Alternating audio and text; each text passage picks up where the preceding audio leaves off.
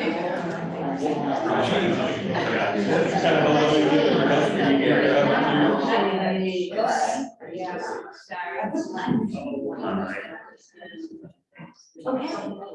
Welcome to Friday Coffee. I'm glad that you're here today. I'm Susan from the Chamber.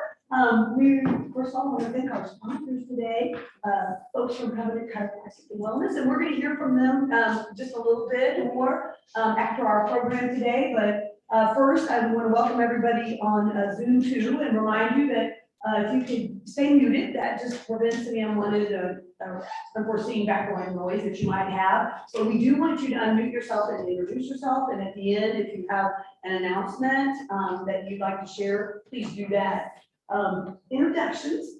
Let's go around the room and introduce ourselves and your name and your company so we get an idea. And then, like I said, then we'll ask our folks that are joining us to introduce themselves. So, Gary, you want to start? Sure. Gary Plummer with the Chamber. Mike Lester, City Council, Ward 2. Bryan McGraw, Superintendent, JC Schools. Heather Beaulieu, Deputy Superintendent, JC Schools. Ryan Burns, Director of Communications, JC Schools. Bob Fenwall. Rochelle Weaver, Cumulus Media. Cindy Schneiders, retired Central Bank. Frank Ricey, Evening Rotary. Deb Bushman, Collins Family Chiropractic. Jacob Robinette, Missouri Public Service Commission. Ron Fitzwater, run the Missouri Pharmacy Association and also serve Ward 4 on the Jefferson City Council. Bradley Coleman, District Executive for the Boy Scouts. Lori Pitts with the Chamber. Ray Brown, Chamber. Kyle Day with RTA Contracting. Brittany Wade, I'm the marketing coordinator for Covenant Chiropractic and Wellness. Ashley Timmy with the Chamber. Renee Davis, Covenant Chiropractic and Wellness. Dr. Sonia McGowan, I'm the owner of Covenant Chiropractic and Wellness. Adrienne Holloway, Executive Director with Council for Dark Creative. And Nicole Dennison, Project Coordinator for Council for Dark Creative. There's Rondo, Cord Mortgage, and I also coach with Tennessee High School. Joe Clover with Pleasant Bay. Okay, and Ashley, how many folks do we have on Zoom? 14 on Zoom. Okay, so you want to unmute yourself and introduce? Darcy Crane, American Cancer Society. Jamie Meyer, RMI Business Finance.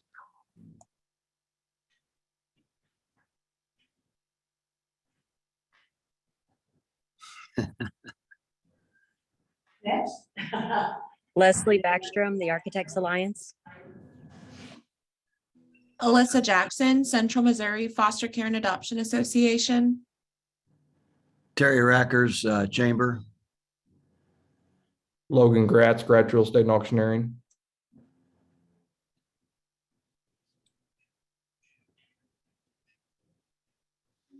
Okay. Anybody else before we? Steve Leitner, Jefferson West Apartments. Sorry, I think I spoke over you.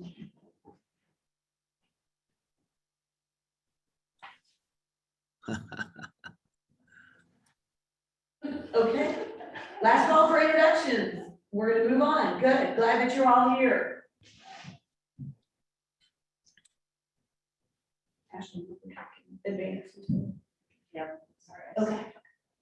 All righty, and now for today's program, I'm gonna ask Gary Plummer to introduce our presenters. Okay, we're going to kick off things this morning with a video from the school district, which I think will really set the tone for our conversation this morning. So we'll go ahead and do that and introduce the speaker.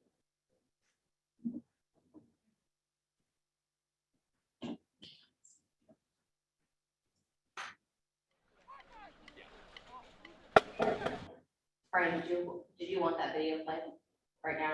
Yes, That's fine.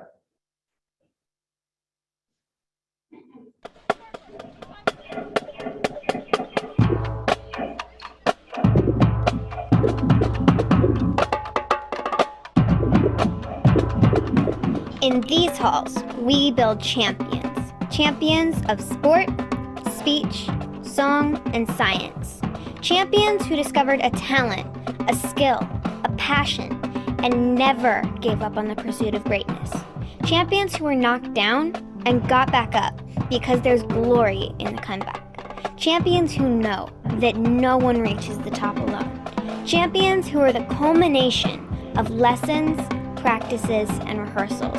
Refuse before the bell rings, and study sessions late into the night. Extra reps in the weight room, and another lap around the track. Theirs is a story in which many have written a chapter, and they are a part of a rich history of excellence.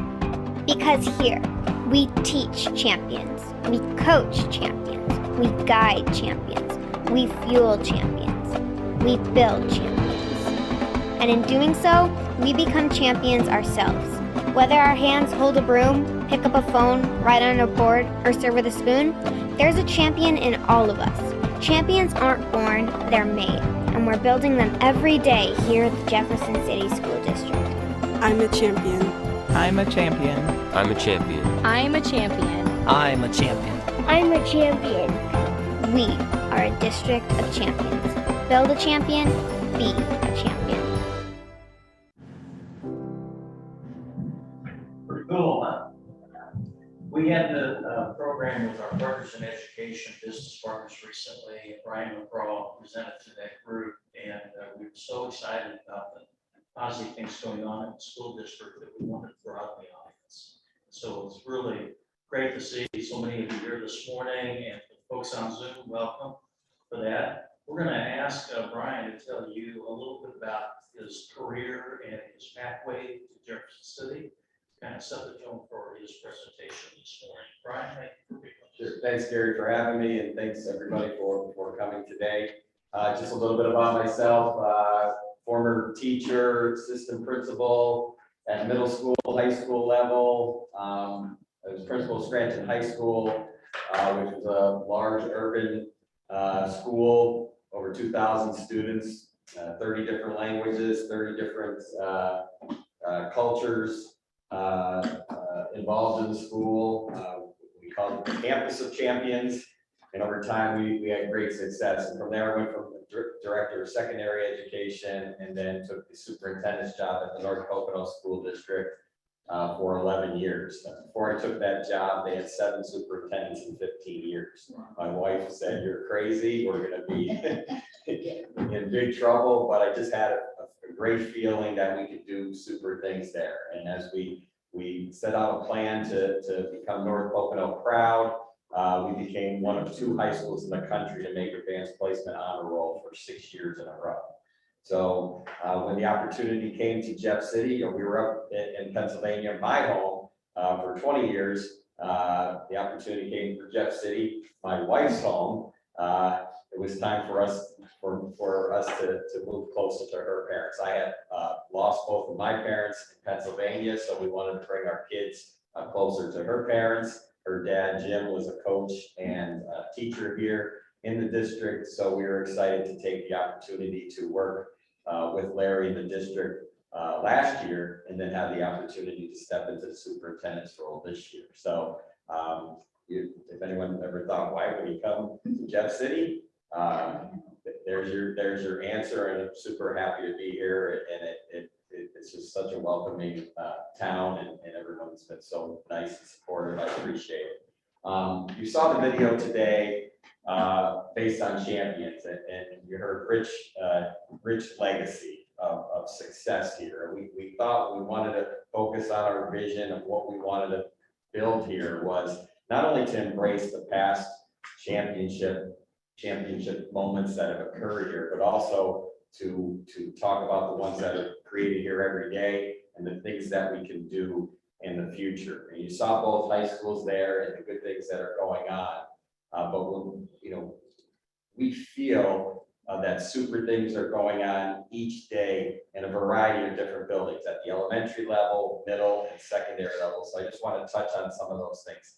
Last year, we had about 28 advanced placement courses. We decided we didn't have enough kids involved in taking the test. There were barriers for kids to pay the fees. So we used some of our ESSER money to pay those fees. And it really paid off for success for the students. We went from 128 kids passing an advanced placement exam to 260. Just in that year. This year we have over 900 students signed up for advanced placement courses in both high schools. We went from 20 plus classes in advanced placement to over 31. And we plan on adding next year AP microeconomics, pre-AP calculus. We're going to hit more art students in AP music art portfolio, or music theory, art portfolio, and microeconomics. So we're going to add another 5 courses. We already offer the most advanced placement courses in the area. That'll be by 20 classes. From that success of having over 260 pass the exam, we had 45 AP scholars. And that's kids who have passed 3 or more advanced placement exams. The next closest school in the area had 5. We have 4 national merit scholars this school year, and already as far as early acceptance to universities, Stanford University and Ivy League School Brown for one of our students at Cap City. So we're having great success with AP and our older kids. Nichols Career Center. We honored 3 of their instructors last night. They had 33 state champions in Skills USA. What is Skills USA? Skills USA is like the Super Bowl for trade schools. You know, our sports teams compete for state championships. That's their state championship. We have 33 of them out of Nichols. 13 school districts feed into Nichols from all of our area. You have Elias and JC and CC. So we're proud to serve the community. The culinary program at Nichols is in the top 1% of programs in the country. And you think that's right in our hometown. One of their students this year got an $85,000 scholarship to Johnson and Wales University in North Carolina. So exciting things that are coming out of there. They had 4 national award winners last year in the Skills USA competition. So super things going on there. We're continuing to focus on our strategic plan that we've worked very hard on, increasing student achievement, narrowing the achievement gap, achieving college, career, and life readiness, and our staff professional growth.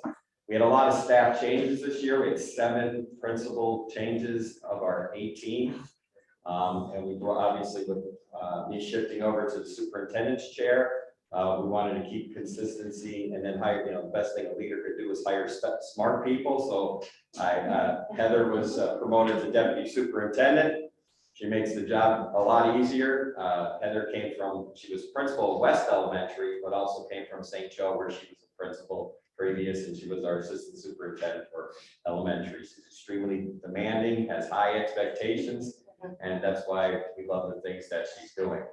To replace her, we hired Dr. Troy Hogg, and Troy has a unique story. He started off as an aide at West Elementary and worked his way up, became principal of Benton, the first principal of Benton STEM School in Columbia, and then went to a couple other districts, was a principal of the year in Lee Summit, and wanted to come back home.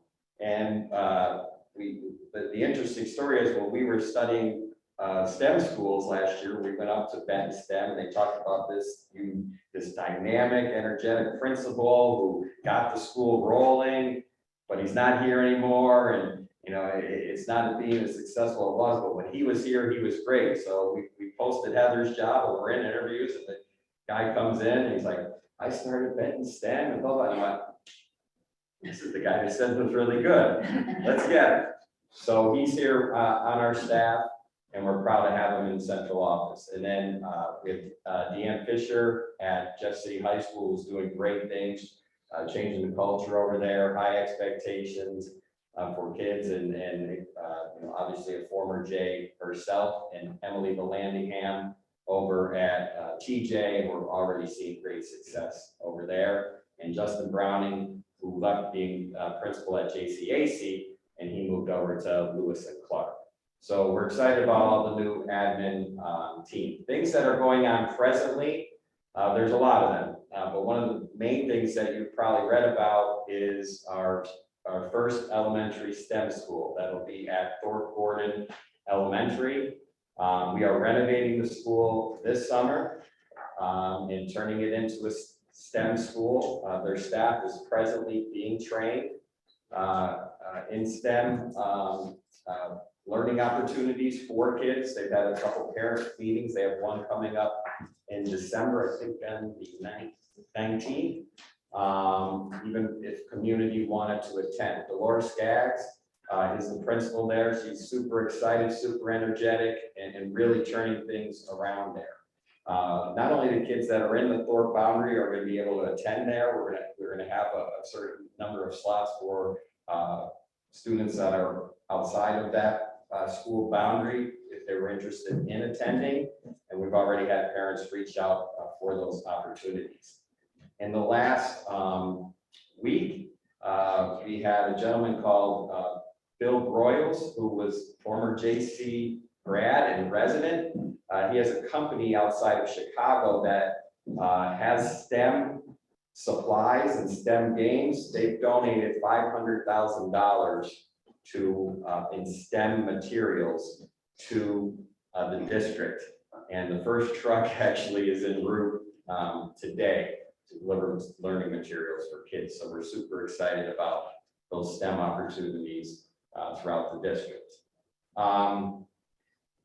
You might have heard recently in November, the board had voted to pursue a bond, zero tax increase bond in April. You may think, well, why are we doing it at this point in time? And I have some things to share with you on that. In the past, the district explored having, a couple of years ago, before I came to town, having 2 additional facilities, grades 5 and 6, which would feed the existing middle and high schools, and the intention was to ease elementary overcrowding. And then we had COVID pandemic and enrollment drastically dipped, but it has been slowly increasing. When we switched the boundary last year, before the boundary switch, TJ was approaching almost 1,100 students, about 1,050. LC was at around 820. Capital City was beginning to pull away from Jeff City in enrollment. By switching the boundary this year slightly, that really has already, even with grandfathering some students in, made a dramatic improvement. Right now, LC's enrollment is 980. TJ's enrollment's around 950, 960, so they've evened out. Cap City and Jeff City now are within 130, 140 students from one another. And as Jeff City has a senior class that has just a bit of about over 200 students, once that class graduates this year, both schools will pretty much be even. So as far as overcrowding, all the elementary schools are under capacity. And when we look at projections through the boundary study, it looks like that will continue to be the case. The district has a no tax rate bonding capacity up to approximately 85 million for 2023. The district believes using it as the best scenario for better use of funds. Go to the next slide. Thank you. One of the first priorities that we wanted to have is having a new early childhood center. Right now, Southwest does a tremendous job for our community.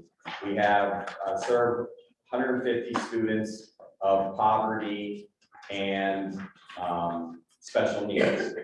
But when you look at, we graduated over 600 students this past year. We're missing a lot of kids. If we're around 60% poverty, there's a group of kids there that aren't getting the education that they need. We feel the earlier we get kids, introducing them to reading in school. The other day, I'll talk about a little bit of a grant. We just received a grant from DESE for $100,000 for pre-K. We wrote it part of our teacher retention grant so that our teachers could have pre-K for their children. We have 29 students signed up for it. And one kid came up to me at the game the other night and said, "I'm going to big boy school." And I'm like, I need to put him on a commercial. Can we have that moment again? But getting kids earlier in the system and having them the ability to be under that structure and start their journey earlier with us, we believe will pay off in the long run as they go through and become young adults. So where we would build that, and expand what Southwest offers now is, we have 12.5 acres on Lewis and Clark campus, just below the lower football field, and that would have access off of McCarty Street. And we'd be excited to expand that and give kids more learning opportunities. The second thing we have there is technology upgrades. Right now, the Promethean boards and the interactive boards of the past are aging out. It's hard to even get parts to replace them now. So we would upgrade every elementary and middle school classroom with touchscreen technology where teachers and students would be able to have interactive lessons. Next part, move on. The Miller Performing Arts Center. I think if anybody drove by Miller this week, you would see how that building is used. I think one night it was one of the Christian schools were there. Elias was there the last 2 nights for the concert. It's concerts, especially this time of year, dance recitals. It needs lighting improvements as well as sound improvements from we're dealing with the original machines there that were in place from 2005. So those upgrades are slightly expensive, but needed, especially for the amount of use that it gets. And then the other part there would be, we talked about if we were to build those 5, 6 buildings, the middle schools would not have been touched. They're going to be 30 years this year, 900 students plus staff every year, wear and tear over a 30-year period. Things begin to wear down. So we wanted to focus on upgrading these 2 schools, getting them the work done that they need, so that way our 2 middle schools that feed into our beautiful high schools have state-of-the-art facilities.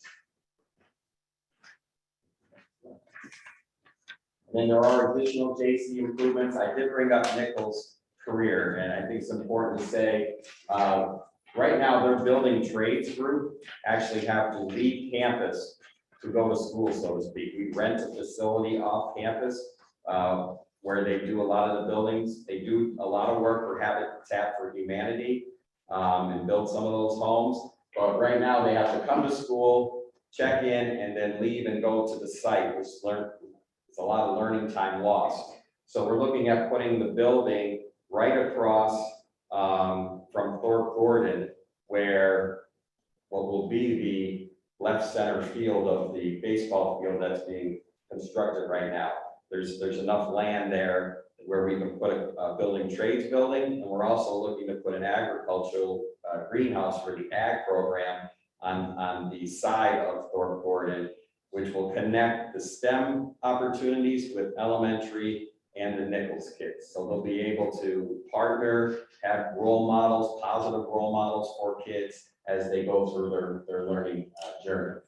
And then we would upgrade Southwest Early Childhood Center, which is, as I said, we would move the Early Childhood Center to building a new one, and then JCAC, which serves our high school students don't have success in a traditional learning environment.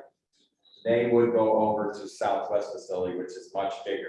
Right now, we have a 100-person waiting list, 100-student waiting list to get into JCAC because they just can't take any more kids. They're restricted by space. We're able to expand that and get more kids in and get them the ability to graduate and have success in life. And then there's also some upgrades with window replacement throughout the district. So we're excited about the opportunity to bring that to the community. And when we talk about the main thing about getting kids at a younger age and giving them a lot of learning opportunities and get them in school, I think it's hard to argue with having someone the ability to read at an earlier age. So if you have any questions, I'll be glad to answer them. But we are having exciting times in our schools. We're working hard, great new leadership, that we want to build that culture of champions, honor the past, honor the present, and also look forward to the future and having more championship moments. Thank you for your time and attention, and I'll talk all day about it. I'm that excited, so. Thank you, Brian. Anybody have any questions? Yeah, what is the school board doing to address transportation issues? Good question. Last night, we currently run a 5-year contract with First Student. And every year you have the ability to renew the contract. Last night, the board chose to put out an RFP to look at other options that are out there. So that's one thing to try to see, if there's anybody who can do it better. Our drivers do a great job. They're overwhelmed. It's no slight against them, but we're down, to be frank, said 14 routes last night. So we're combining routes, which creates the delay. One of the things we're looking for, what we've already done is, as a district, we bought 4 Suburbans, 2 for both high school and middle schools. That way, during some of our smaller sports teams at the end of the day, all these games are at like 4, 5, 6 o'clock. Well, if the golf team needs to go somewhere, in the past, it would take up a bus. Well, now that takes a driver off the road because you need that CDL license. So now we've had coaches driving kids there. Like yesterday, my son had a game down in Lynn, and LC's team went down in 2 Suburbans. So that saved us a bus route.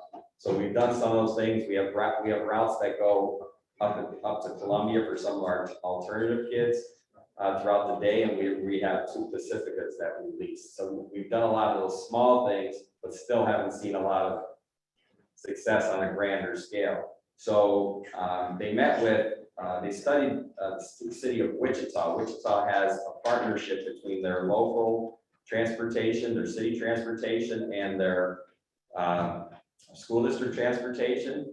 And it's been working. So in January, we're going to try one route with Jeff Tran to see how it goes, where kids will get on that bus and that would free up another driver. And we're hoping if we get more successful with that, then maybe the more local routes, we would be able, Jeff Tran would benefit because they would have riders, and we would benefit because we would have, we could reassign those drivers to other routes, and hopefully by that partnership, we could become more successful. But that's probably our biggest struggle right now.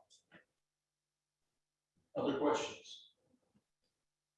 I just wanted to say I appreciate the academic metrics that we talked about and hearing that highlighted.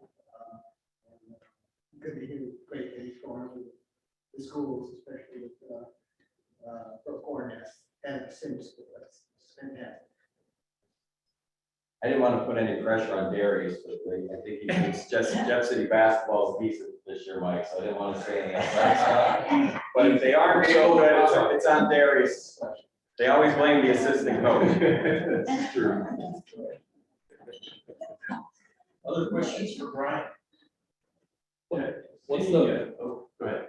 Sorry, what's the timeline for some of these improvements? There's a lot here. It's gonna be over the next 5 years. Yeah, we're looking like a 4 or 5 year period.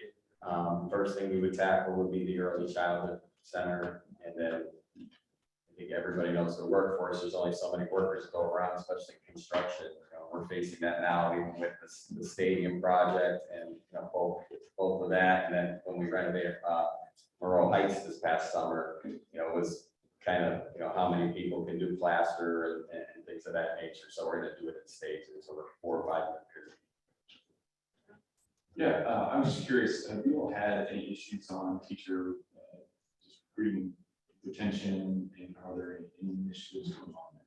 Yeah, there's that's a major priority. So 2 years ago, we had 80 new teachers. This past year, 100 new teachers. When you think about how many we have, you can't have that turnover year in and year out. So one of the things that Heather did a great job doing was the state had approved a career ladder program this year for teachers. They had $30 million opened up in the program, and Heather got us in early, and we were able to get 1.3 million from the state for our staff. And what that goes to is anytime they're doing extra things outside of the school day, tutoring, special club, like at McGraw Heights, we have a yoga club, and we were over there the other day, and they're like, can you do this? No, I can't do that, sorry. But those things allows a teacher, if they put in over 100 hours outside of the school day or an extra academic focus things, they get another $5,000. So, obviously that would help us, pay them what they deserve. So that, we've also been going to career fairs. We're up at Mizzou the other day, finding a lot of Jeff City residents that attend Mizzou that are in the education program that we're saying come back home. But there's I think there's a national teacher shortage out there, and it's a struggle to find people, especially when we have the expectations we do to get quality people. So that's one thing we are facing. A career ladder has definitely helped us, and we hope that stays with the state being able to fund it partially. I know we have also got a grant from DESE for college reimbursement for staff. So for every 9 credits, they could get $500 back from the district. So we're looking at different things to kind of say, hey, Jeff City's a great place to live and work, especially since some of these districts are, going, more rural communities are offering, hey, you can only work 4 days a week and come to us. So we have to definitely have incentives for our employees. Well, I want to thank Bryan, Heather, Ryan for being with us this morning. How about a round of applause?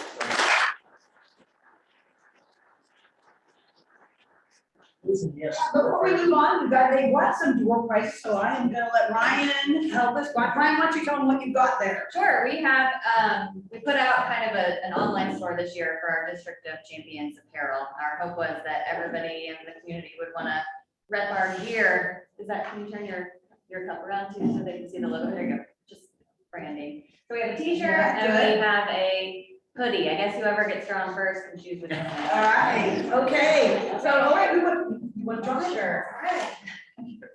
Don't say Logan won online. He likes wearing green.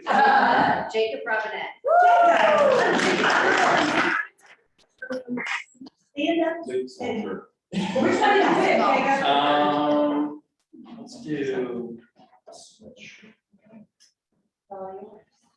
Okay. Oh, All right. Okay. Well, no, he'll be the one. There we go. Don't forget. There we go. Don't forget me. Don't worry about your branding. All right, good. Okay, draw one more. Oh, here we go.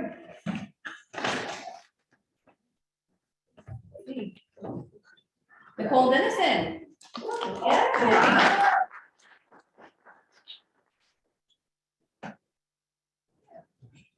T-shirt.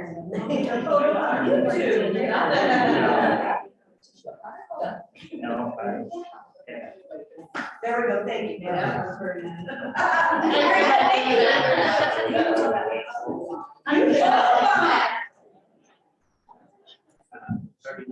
Okay, we're gonna move on with the program.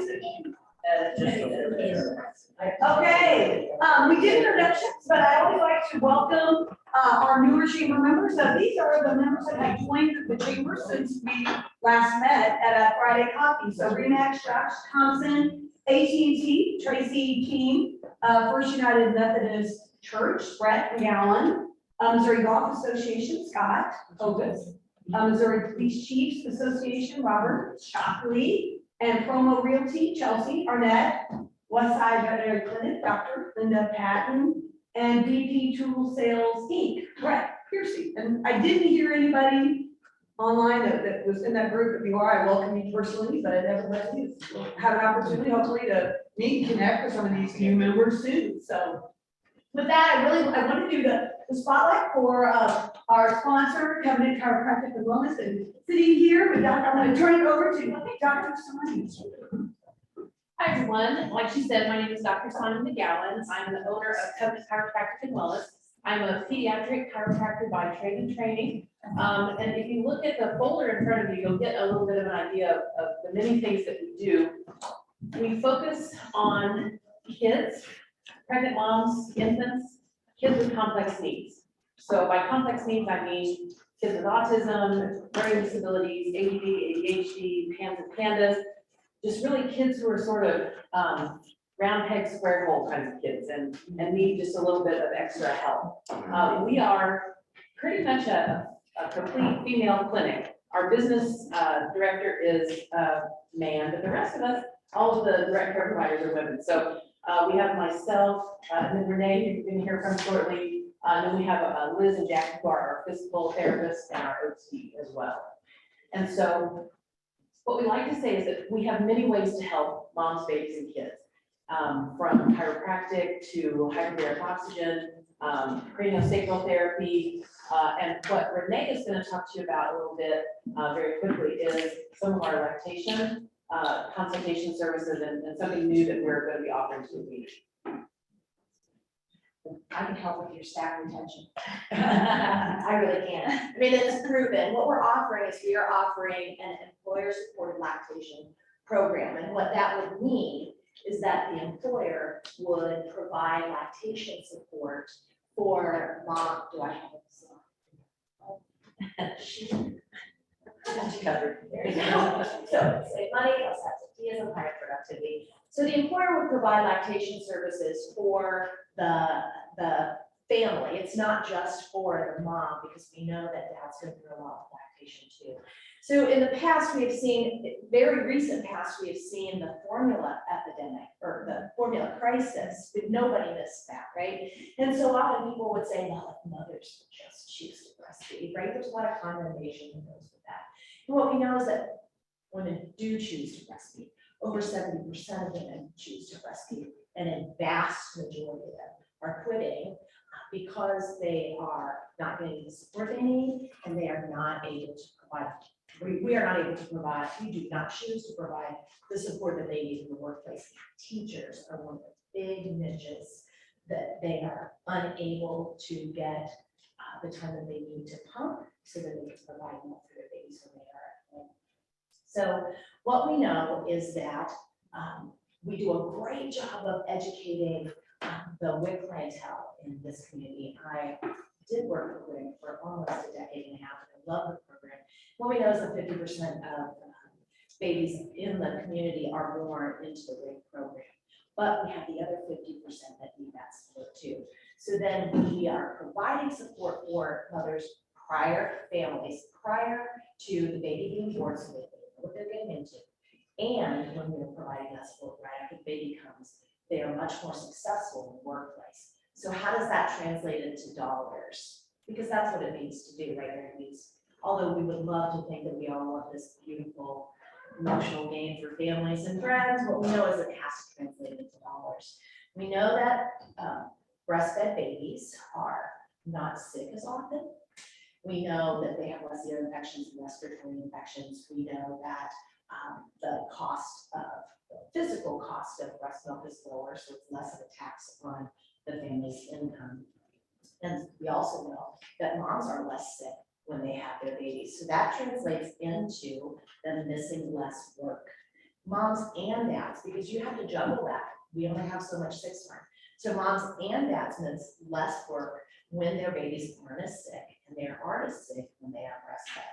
So we need to support that decision, and we're going to give you all and the whole community the opportunity to do that and invest in your employees, because we want them to stay, right? So when families are supported by lactation services, we know that they stay longer and they are happier at their jobs. And if you have people who are there longer, we know that we are not paying to train somebody new.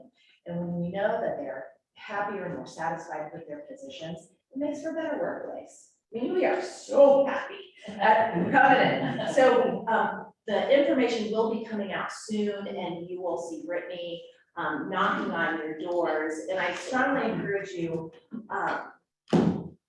it's the right thing to do. Not only is it the right thing to do, but it's going to save you money and save you on losing the good employees that need to be there, because they do choose to breastfeed. They just need that support before and after. Questions? One more. So here's our our contact information if you need to get in touch with us. Our clinic is on Hyde Park Road, just across from the animal shelter. And of course, all of our socials are there, our website as well. And so if you have questions about this as we continue to develop and roll this program out, if you're interested in supporting your employees through this program, you can contact Brittany, who's here with us today. You can talk to her today before we leave, get her information, and we're happy to help you do that as well. So questions for us? I don't have a question. I'm gonna just make a comment because a lot of people in this room know Catherine and know our daughter, and she is a patient at Covenant. And I cannot tell you that she's a different kid after a year of receiving services from them. And it's amazing. It's amazing how much of a different kid she is. So if you have children or grandchildren, I never took her there originally because I didn't think she fit into that complex kid category until I sat down and talked with them, and I was like, oh, I just thought that was normal. I thought that's what Catherine was like. And now we've discovered that no, that there were a lot of things that she had that traditional medicine had missed. And so now that she's been treated, she's another person. So if you have children or grandchildren, I highly recommend you go, even just for an exploratory visit, because it's amazing the things that they can do. Thank you so much. And everybody got a folder, folder of information and some pens and. Yeah, help yourself with that, some goodies up front too. Thank you, ladies. 5 years, right? Didn't we just have a ribbon cutting? At a flood for ribbon cutting, you don't have to have a ribbon cutting just on the day you open, anniversaries, ambassador, your way. New services and a ribbon cutting for your 5 years. Sponsor, I want to thank our other sponsor today, Cumulus Radio, Rochelle. Chatting it up over there. Well, this is exactly what we're talking about. We did an excellent job. Maddie did an excellent job. And I said, sounds like a radio ad. 37 radio ad. Hey, for you guys, you get some ads free with us. And you're sponsoring Friday Coffee. Right, so we appreciate our sponsor, and we try to do our job to go to in advance, and give you an opportunity to ask for it. And then Cumulus creates 25 little promotional ads that you can use at your choice in your regular schedule or maybe a new schedule. So we are accepting sponsorships for 2023. So if that's an interest to you and your business, then let us know. Quick announcement on some events that the Chamber has coming up. Next week it's time for Chamber Connections, and that's our networking event, very different than this. It's social networking. It's at Strikers. So if you haven't had an opportunity to see that new facility, we will be there on December 15th from 4 to 5:30. Our sponsor is Fisher Body Shop, and this duo of, I'll say, it wasn't necessarily Strikers, it was Scott, that they were always at Spectators. December was always the traditional Spectators, and Fisher Body Shop for many years, they were co-sponsors, so it moved to Strikers. Now Scott's involved in the partnership of opening that up. So I encourage you to come network, bring your business cards. We also are pleased that we're going to be inviting and having the Minority Business Council is going to be having their mixer that day too with us. So it's going to be a larger crowd than normal, and that's always a great thing. Have an opportunity to meet some new folks. So encourage you to attend that. I put a flyer on your table there, and I just want to remind you, if you haven't joined our Facebook group yet, our Love What's Local, JCMO Love What's Local, please do so. We're over 1,200, and this is our collaboration with the CBD and the Business Association to encourage people to do businesses or service, entertainment, food, not just retail all year. Just think local, and this is a Facebook group that allows people in the community to promote what they have going on themselves. It's not chamber members, it's not a boundary, it's really just everything good about Jefferson City. And I want to call out to Lori because she helps us populate that, and she does a lot of posts, but we've been really pleased with how that program is gone. So you have a sticker there on that flyer, you want to display that in your window or your car too, that would be great. And a little announcement that we've got some exciting news, some changes to our scheduling for 2023. We are still going to have this event just like this, but we're going to have it every other month because we're making room for some new programming that is going to support our small businesses specifically. So Friday Coffee is going to be on the odd months, and we already have a few sponsors and we moved them around. So we secured the sponsors and those opportunities. I think that March, the Eastside Business Association is going to be here in January, the News Tribune, and in May, First Mid Bank, but we have 3 opportunities if you wanted to sponsor. But we're making way for some new programming, and I'm going to let Gary talk about that. Yeah, the board retreat in October, there was a lot of discussion about providing more programming that is driven by the participants in the room. And what we have in mind for the Small Business Roundtable is a peer group discussion about topics that are important to those business owners in the room. And so it may be a event that is very similar to what you see this morning, but the topics are going to be driven by the folks who need help in certain areas, whatever that might be. So look for some more information on that. If you own a small business, we hope that you participate in that every month. Member announcements. This is where we go around the room. If you have something to share, maybe something in your business or an organization that you participate in. So who would like to share about their business? Right. Evening Rotary's got a very special program coming up this Tuesday, Rotary Peace Building. Stephen Stark is a local downtown attorney. He's a member of the Breakfast Rotary Club. And Rotary has a peace building initiative in all its clubs. And Rotary is an international service organization in about 250 countries.